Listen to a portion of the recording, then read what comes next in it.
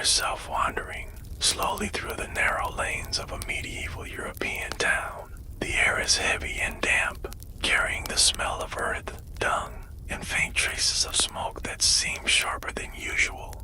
You notice that the streets, normally filled with chatter and bargaining, feel quieter, as if the whole place is holding its breath. Wooden shutters creak open just a little, enough for a cautious pair of eyes to glance out, then close again in haste as you walk. You catch fragments of whispers, people muttering about a sickness that has been seen in nearby villages, a sickness that spreads fast and leaves little hope behind. The words drift in the cool evening air, half heard but charged with fear. You pass an old woman wrapped in a frayed shawl. Her lips move silently over and over in prayer. Her hands clutch at a rosary as though the beads themselves might shield her from whatever invisible danger is creeping closer. Ahead, a group of children dart down an alley. They sing a strange little rhyme, their voices light, but with an uneasiness that does not fit their age. You pause and listen. Their song is about flowers and marks upon the skin, about sudden endings. The words are simple, yet the tune is unsettling. Their laughter rings out, but it is the nervous laughter of those who have learned something frightening and are trying to hide it in play. The market square offers more clues. Normally, this place would be lively, with traders calling out, goods stacked high, and voices rising in good-natured argument. Tonight, however, the stalls stand half empty. Butcher hurries a customer away with a small bundle of meat, eyes shifting nervously as though every moment spent in contact with another person carries danger. A fishmonger sprinkles herbs over his counter, not to season the catch, but to chase away whatever foul air he believes might be carrying disease. The whispers grow stronger here. You hear talk of black swellings that appear without warning, of fevers that burn and then fade into silence. Someone says the sickness traveled along ships from the east. Someone else insists it rides on the wind, slipping through cracks in walls and shutters. Others speak of divine punishment, a scourge sent for sins unrepented. You realize that no one really knows. They only know they are afraid as night settles deeper. You wander past houses where candles glow faintly behind shutters. Inside, families gather close, voices hushed. You imagine the stories being told within, rumors of whole villages left empty, of carts carrying bodies, priests who can do little more than hold a cross and murmur a blessing. Retail grows darker with each retelling, and in the retelling, the fear spreads further than the sickness itself. In the distance, the bell of the parish church tolls. Its sound is slow and heavy, echoing across rooftops. You sense how that sound weighs on the townspeople. Each toll a reminder that someone has died, that the sickness is not just rumor but a presence already at their door. The bell continues, steady and grim, as if measuring time and losses rather than hours. You pause near a small tavern. Its door is half open, light spilling out into the street. Inside, men huddle together, cups in hand, trying to drink away the unease. Their voices rise in argument about where the plague has come from, about whether the king or the clergy can do anything to stop it, about whether fleeing to the countryside will help. Yet even here, laughter is brittle and every cough makes shoulders stiffen. As you leave the square and move down another lane, you feel the mood of the town press heavier upon you. The night air is still, but it carries more than smells. It carries the weight of dread, like invisible fog. You notice doors marked with crude symbols, signs, drawn in chalk or smeared in pitch. Families trying to ward off misfortune, scratching charms upon their homes. Some hang garlands of herbs over their doors, hoping rosemary or lavender might be a shield. In one narrow alley, you see a man kneeling, chalk in hand, drawing a cross on his threshold. His lips move quickly, almost desperately, as he mutters a prayer. He looks over his shoulder once, eyes wide and wary, before retreating inside. The door shuts tight, as though to bar out the world itself. You walk on, feeling the strangeness of it all. The town is alive, yet every sound feels fragile. Dogs bark nervously. Cats slip silently across the cobbles. Somewhere, a baby cries and is hushed at once. The rhythm of daily life continues, but beneath it lies a deep tremor of fear. The whispers you heard at the start return to your mind. They are not just words carried on the wine, they are the pulse of the town, a quiet chant of unease. They speak of a sickness that has no name here, not yet, but one that everyone already senses will change their lives. The Black Death, though still spoken of in cautious tones, is already shaping the way people move, breathe, and look at one another. You realize as you stand there under the dim light of the moon that this moment the first whispers, the first glances over the shoulder, first hurried charms against unseen air is only the beginning. Real storm has not yet arrived, but you can feel it pressing at the edges of the night, waiting to break open. As you drift further down the lane, you carry with you the sense that you are walking, not only into the heart of a medieval town, but into the very first chapter of a long, dark history, one whispered from door to door, one that begins quietly and then swells until no one can ignore it. You move deeper into the town and the silence becomes heavier, almost tangible. Where once the streets would have been filled with laughter, the clatter of carts, and the songs of market vendors, now only the occasional call for faint groan breaks the stillness. Each step on the uneven cobblestones echoes unnaturally, as though the very town is holding its breath. The air is thick, not just with the stench of rot, but with a pervasive sense of dread that seems to settle in your chest. You realize quickly that these streets, which once carried life, are now conduits of fear and death. Empty houses lie on either side of the narrow lanes. Doors are closed, nailed shut in some cases, with hastily scrawled signs warning of disease. Windows are shuttered, cracks stuffed with cloth, and occasional smoke curls out from chimneys, where people still cling to life indoors. You notice discarded belongings on the thresholds, shoes left behind,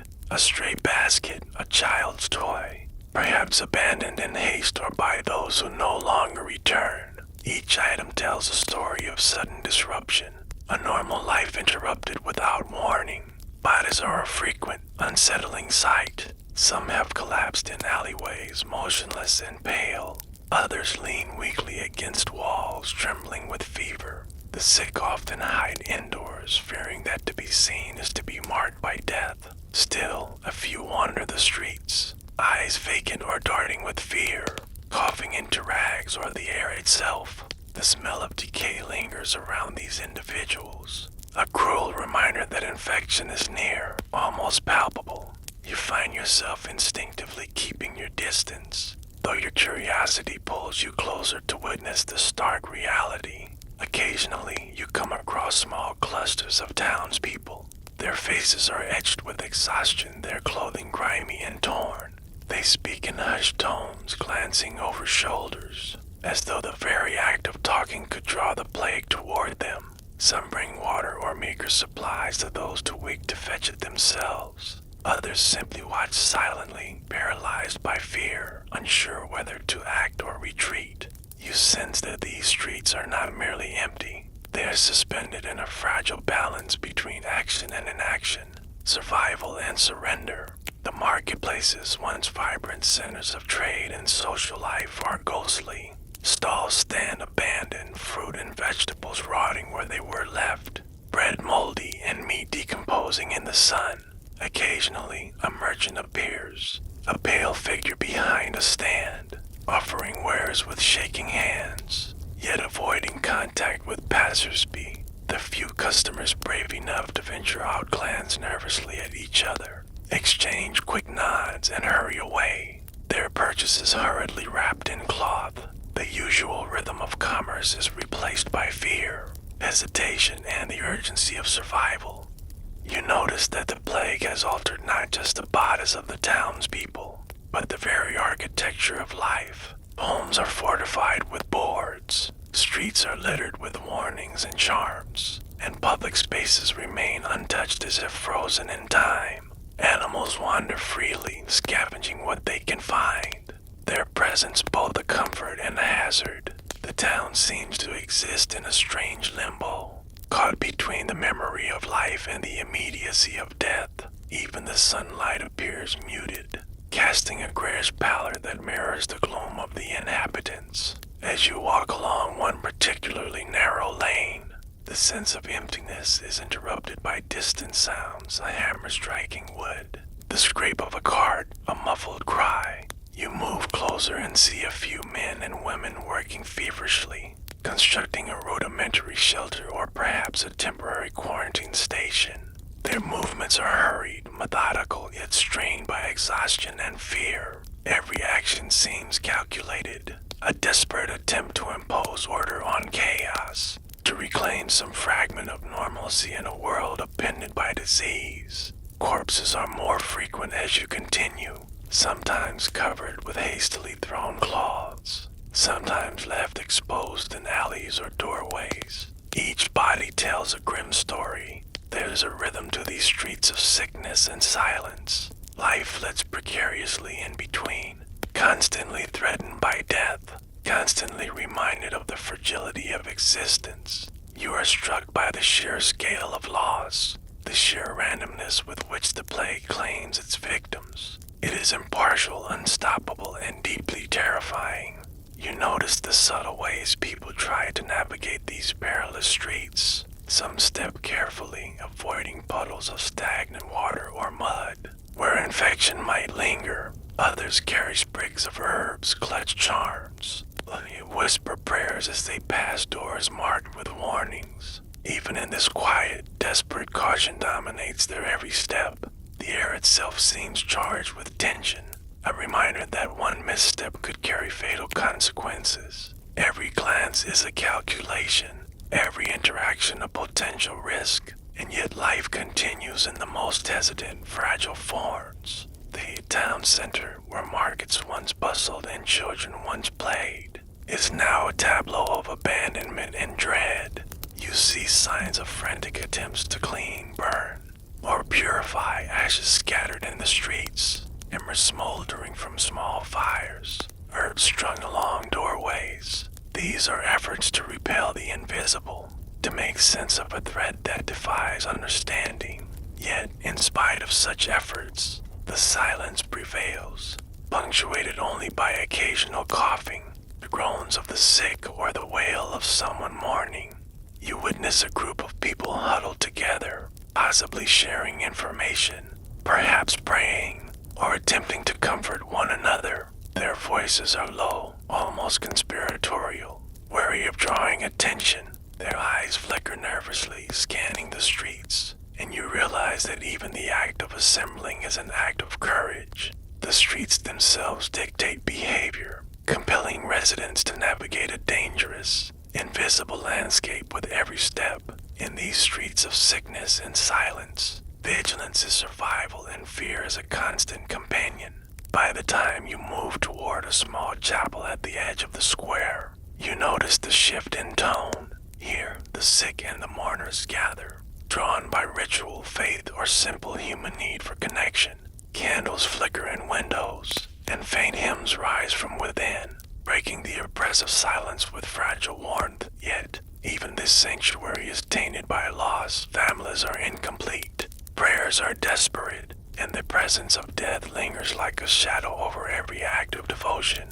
Walking these streets, you realize that the plague's impact is both physical and psychological. The very environment has been altered. Familiar spaces feel threatening. Empty streets amplify fear, and every alleyway is a reminder of mortality. The townspeople's movements are measured, their interactions minimal, yet the human instinct to endure persists. You observe silently the delicate interplay of caution, resilience, and hope that threads through this otherwise oppressive silence. As you leave the chapel and continue along the cobbled lanes, the town's paradox becomes clear. Life persists amid overwhelming death, and yet death is always just around the corner. The streets of sickness and silence are a testament to humanity's vulnerability, ingenuity, and fear. Every empty doorway, every abandoned market stall, every whispered prayer, speaks to the profound disruption caused by the plague and the extraordinary ways people adapt to survive in a world turned upside down here in these streets. You understand the unspoken truth. The town itself has become a living chronicle of disease, fear, and human endurance. Each step you take is a lesson in caution, observation, and reflection, preparing you for the next encounters with those who attempt to face, escape, or manipulate the invisible killer that has claimed so many lives. The streets are silent, yet they speak volumes, whispering stories of despair, ingenuity, and the unrelenting struggle to navigate life in the shadow of death. As you wander deeper into the town, your eyes catch sight of peculiar figures moving deliberately through the streets, men and women dressed in long, dark cloaks that sweep the cobblestones, their faces obscured by bizarre masks shaped like birds' beaks. First, you wonder if they are part of some ritual, but soon you understand their purpose. They are plague doctors, the self-appointed guardians of life in a town dominated by death. Their appearance is surreal, almost theatrical, yet every detail of their attire is grounded in a desperate attempt at protection against the invisible threat.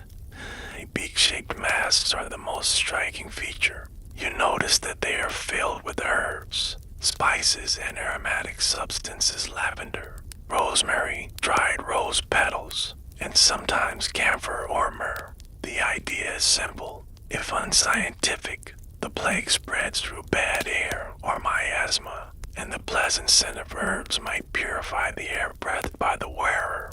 From a distance, these doctors resemble strange birds stalking the streets, a combination of menace and hope to the townsfolk. You realize that each beak is a tiny fortress against fear, barrier between the living and death lurking in every corner. They carry long wooden canes, which they wield not as weapons, but as tools for interaction without contact. They prod doors, point at the sick, and gesture to guide movement, ensuring that the presumed vector of death is minimized. You notice how townspeople step aside quickly, bowing slightly, avoiding eye contact, as if these cloaked figures are both authority and omen. The sight is eerie yet fascinating. The doctors themselves walk amidst death, a living reminder of both human ingenuity and the limits of knowledge in the face of disease. The garments are made of wax fabric or heavy leather, intended to repel bodily fluids. Gloves cover every hand, boots every foot, caps shield the head, and some even wear protective eyewear. Small glass lenses set into the mask to guard the eyes. Each layer is cumbersome, restrictive, and suffocating, yet the plague doctors move with a careful efficiency born of necessity. You imagine the weight of fear pressing down on their shoulders, constant awareness that even a single lapse in protocol could be fatal. Still, they persist, walking among the sick with a calm, methodical vigilance. You notice the townspeople's reactions, a mixture of awe, gratitude, and fear. Some cross themselves as a doctor approaches, hoping that divine favor will shield them. Others whisper warnings, reminding neighbors to avoid the strange figure. Children hide behind their mother's skirts, peeking out with wide eyes, unsure whether the cloaked doctor is friend or harbinger. The presence of these doctors is both comforting and terrifying. They are a visible acknowledgement of the plague, a symbol of the battle between life and death that saturates every street. Plague doctors are not healers in the modern sense. Their methods range from rudimentary to outright bizarre. Some carry vials of oils or tinctures claiming these will cure the sick. Others perform bloodletting or apply leeches, believing that draining corrupted blood can restore balance. Townspeople, desperate and fearful, often allow these procedures, hoping for any chance of relief. You watch as one doctor approaches a coughing woman, measuring the pulse, sniffing the herbs, and consulting a small notebook filled with observations. There's an air of ritual in his movements, a careful choreography designed to impose order on a chaotic reality. You see the practical aspects of their attire as well. The long cloaks and masks are also psychological shields. By distancing themselves from the sick, the hunters maintain a sense of control and safety. They appear untouchable even as death hovers around them. The beaks, the canes, the gloves, they are tools of both protection and authority, establishing a hierarchy between the living and the dying. Observing this, you recognize that in a time when knowledge is limited, appearances become both armor and statement, reassuring the healthy while intimidating potential skeptics. Some doctors travel in pairs or small groups. You notice a subtle rhythm to their movements. One observes the surroundings, while the other interacts with the sick, their canes tapping in synchronized cadence. Occasionally, they stop to consult each other, comparing notes, or gesturing toward a home that requires attention. Their presence in the streets is almost military in precision, yet underlined by a profound fragility. You cannot help but marvel at the tension inherent in their work. They are simultaneously shielded and vulnerable, authoritative and dependent on luck and skill to survive. Despite the fear they inspire, you notice small gestures of gratitude. Villager discreetly offers a loaf of bread or a cup of water. Another silently nods in appreciation. These moments, fleeting and understated, reveal the delicate interplay of survival, hope, and social contract within a plague-stricken town. You realize that these doctors are as much symbols of resistance against despair as they are practical practitioners. Their attire a visual shorthand for the ongoing struggle to keep death at bay. You also observe the toll this role takes on the doctors themselves. Their movements, though deliberate, are heavy with fatigue. Sweat seeps beneath the layers of cloth and wax. Their lungs work harder with each breath filtered through herbs. And yet they continue. They move from home to home, alley to alley, witnessing the suffering of countless individuals, often powerless to stop it. You understand that courage here is not dramatic or heroic in the cinematic sense. It is measured, quiet, and persistent, a daily act of endurance in the shadow of mortality. There's also a performative element to their presence. Townsfolk are reassured merely by seeing them, knowing that someone knowledgeable or at least confident walks among them. The masks and cloaks communicate authority and seriousness. You notice how quickly people comply with instructions, heed advice, or avoid forbidden areas. The plague doctor is not just a healer. They are a mediator between life and the omnipresent threat, a figure who embodies both fear and hope, practicality and superstition. You follow a doctor briefly as he moves through the streets, tapping his cane in front of doors marked with warnings, making notes, and occasionally leaning toward a sick patient to offer guidance or treatment. Each interaction is brief but deliberate, measured for safety. You realize that every gesture is loaded with meaning, a protocol, a precaution, a reassurance, and sometimes a small act of human kindness. Observing them, you are struck by the intricate dance of care and caution, of ritual and pragmatism that defines their daily existence. By the time the sun begins to dip toward the horizon, casting long shadows across the cobblestones, you are left with a clear impression. Plague doctors are at once strange, intimidating, and fascinating. Their attire, though bizarre to modern eyes, is a testament to human ingenuity in the face of incomprehensible danger. The beaks, the cloaks, the canes, they are more than clothing or tools. They are extensions of the human desire to resist, to protect, and to impose order on chaos. In a town defined by death, these figures embody the fragile persistence of life, walking paradox of hope clothed in fear. And as night begins to fall, you see them retreat toward the dim glow of a lantern-lit inn, or a small courtyard where they will rest before resuming their rounds. Their silhouettes, elongated and strange against the fading light, leave an indelible image in your mind, humans confronting the invisible with courage, ritual in an appearance that transforms fear into a tangible, almost navigable form. In this strange attire, you glimpse the enduring human struggle